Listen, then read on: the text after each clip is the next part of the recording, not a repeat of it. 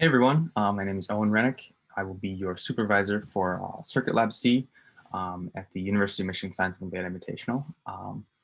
And this video is going over Autodesk Tinkercad. So sort of getting you acquainted with it and explaining how it's going to work during the test. This is our substitute for a hands-on lab. And I think it's a pretty good alternative. So yeah, jump right into it. Tinkercad's what we're going to be using. I would recommend before the test, just get yourself acquainted with it, make some basic stuff, make sure you know how to connect stuff, and you won't be completely blindsided when you get to that part in the test. Yeah, so this is the site, just tinkercad.com. I will have class links in the Olympiad test. So when you get to a question that I want you to do in Tinkercad, there will be a class link there, and I'll show you the process of how you get into the class. So this is the class link, but I'll have it there in Olympiad when you guys get to a question that you need to do Tinkercad. And it should take you to a page that looks like this. So welcome to UMSO Circuit Lab C.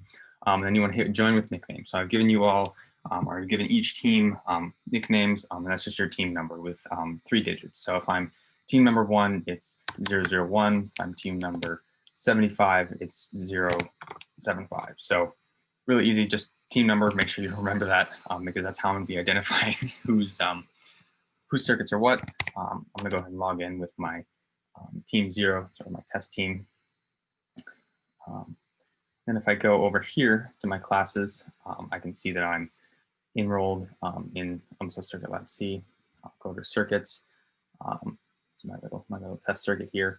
But yeah, when you want to make a new circuit, the problem will be in Olympiad. Click on the link, take you here, you log in with your team number, and then you go to circuits, create a new circuit. And once you create a new circuit, I'll be able to see it. So anything you build in here, I'll be able to see. One thing you might notice, they have these great randomly generated names, although they're not very descriptive. So one thing I'm going to ask you guys to do is please rename your circuits. So maybe this is lab problem 2, or something like that. There are going to be 2 questions that I want you to do in Tinkercad. So yeah, hopefully, if you don't rename it, it's not that big of a deal. Hopefully, you'll be able to differentiate between the 2 problems because they're fairly different. On the side here, this is sort of where you get all your components. So we have some pretty basic components. There are also microcontrollers. Don't use them.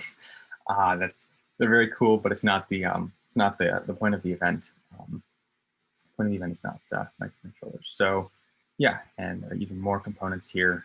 You can see way more than we're ever going to use, that you're ever going to need. But, so yeah, let me show you just a pretty basic circuit. I'll grab a resistor, I'll grab an LED, and I will grab a 9-volt battery. All right, so we can see here, let me just go ahead, connect this battery up. See here that the wires can get a little crisscrossy. I actually like using a breadboard to just make sure everything's sort of lined up and everything. You don't have to though.